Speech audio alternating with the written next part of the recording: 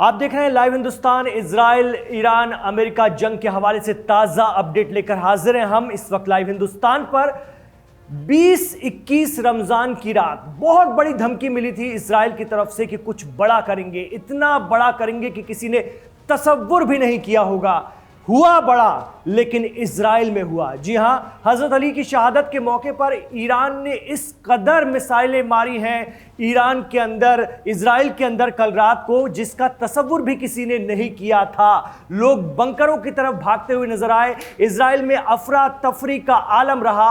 ये तस्वीरें बयां कर रही हैं कि हालात कितने बदतर हैं। हालांकि बहुत ज्यादा सेंसरशिप है इजराइल के अंदर में, तस्वीरें उस तरह से नहीं आ रही है, वीडियो उस तरह से नहीं आ रहे हैं, लेकिन जो मीडिया रिपोर्ट्स बता रही है, सोशल मीडिया के जरिए जो जानकारी मिल रही है वो बता रही है कि ईरान ने जबरदस्त मिसाइलें और ड्रोन मारे हैं इजराइल के अंदर, खास तौर से 20-21 रमजान की रात।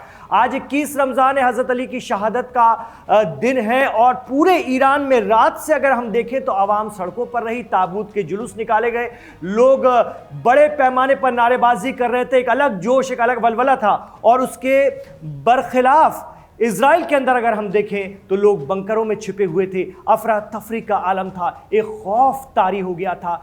यह है सच्चाई, यह है असलियत इस जंग की। कुछ बड़ा किया जाएगा, बहुत बड़ा किया जाएगा। सारी धमकियां नाबूद कर दिया है ईरान ने। जिस तरह की धमकियां इजराइल और अमेरिका देते हैं कि अब कुछ बड़ा होगा, अब बहुत बड़ा होगा, इतना बड़ा होगा कि आपने सोचा भी नहीं था। ये जंग के पहले भी दी गई थी और जंग के बीच में भी दी जा रही हैं, और सीधे तौर पर अब अमेरिका इसे वॉर कहने लगा है। इससे पहले ऑपरेशन कह रहे थे, स्पेशल हमने ऑपरेशन चलाया है। सारा ऑपरेशन आपका ध्वस्त हो गया। अब आप खुद इस बात को स्वीकार कर रहे हैं कि ये वॉर है। ऐसा नहीं है कि ईरान में नुकसान नहीं हो रहा है, ईरान में भी जबरदस्त नुकसान हो रहा है, लेकिन इस जोश, इस वलवले के आगे जो आप तस्वीरों में देख रहे हैं वो नुकसान कमतर नजर आता है।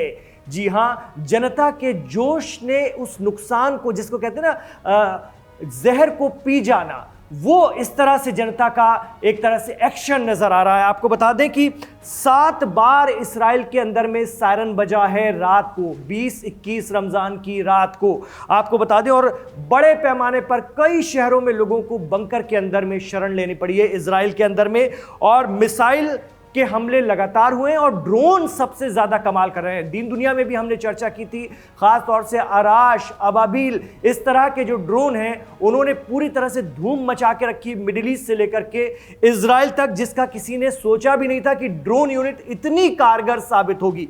आपको बता दें कि इजराइल के एयर डिफेंस सिस्टम पर कई मिसाइलों को हवा में ही इंटरसेप्ट किया गया, यह दावा किया जा रहा है। लेकिन लगातार हमलों के कारण, क्योंकि ईरान बौछार करता है, आप इंटरसेप्ट तो करते हैं, अगर 10 मिसाइलें आई हैं तो 5 से 6 इंटरसेप्ट होंगी, 4 गिरती हैं, और जो 4 गिरती हैं वो भारी तबाही लेकर आती हैं। हमारे सहयोगी दिव्यांशु ने कल आपको बाकायदा ग्राफिक्स के जरिए दिखाया था कि 1 टन का वॉरहेड लेकर जाने का फैसला किया गया है, और रात के जो हमले हुए वो उसी तरह के हुए। जब मिसाइल खर्चा कर ही रहे हैं तो वॉरहेड बढ़ाओ, 1 टन से कम का अब नहीं चलेगा। इस तरह की रणनीति पर ईरान काम कर रहा है। आपको बता दें कि अमेरिका का दावा है कि ईरान की मिसाइल क्षमता काफी हद तक हमने कमजोर कर दी है।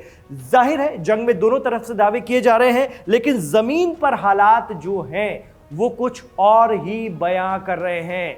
तो ये जो चीजें हैं वो इस जंग के हवाले से बहुत ताजा हम आपको अपडेट दे रहे हैं। और आप ये देखिए तस्वीरों में, वीडियो में देखिए, लोगों का जम्मे गफीर देखिए, लोगों की भीड़ देखिए, हुजूम देखिए। ये 20-21 रमजान की रात है, सारी रात जगकर हजरत अली की ज़रबत और उनकी शहादत को याद किया जा रहा है।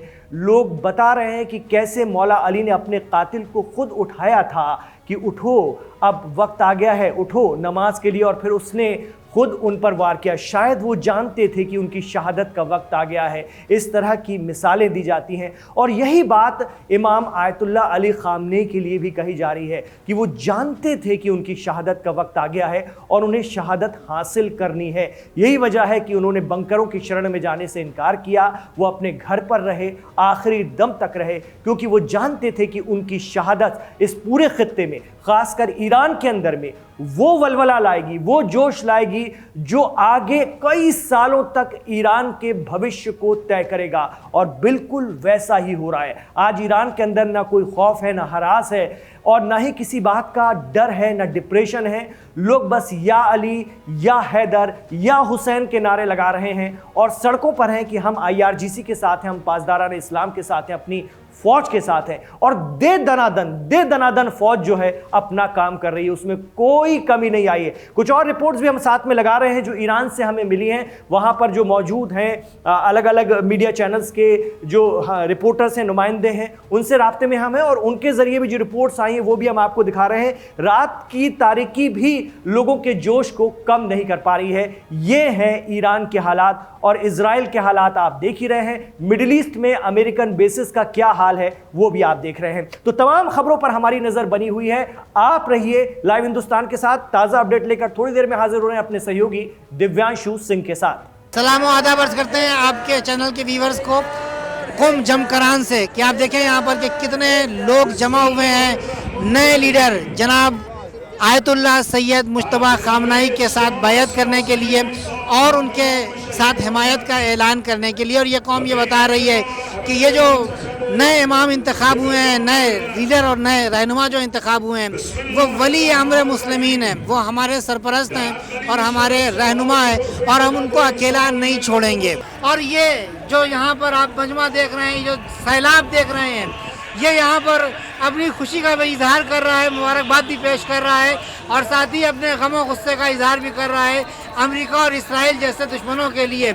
और ये बताना चाह रहा है कि जिस तरीके से इसराइल ने या अमेरिका ने हमारे ऊपर हमला किया है, हमारे मुल्क पर हमला किया है, हमारे इमाम को शहीद किया, हमारे रहनुमा को शहीद किया, हम अकेले नहीं हैं, हमारे ऊपर इमाम का साया मौजूद है और साथ ही हमने अपना सुप्रीम लीडर चुन लिया है और हमेशा उसके साथ खड़े रहेंगे और ईरान को उसी तरीके से आगे बढ़ाएंगे मजबूती के साथ जिस तरीके से इमाम खामनेई आगे बढ़ा रहे थे।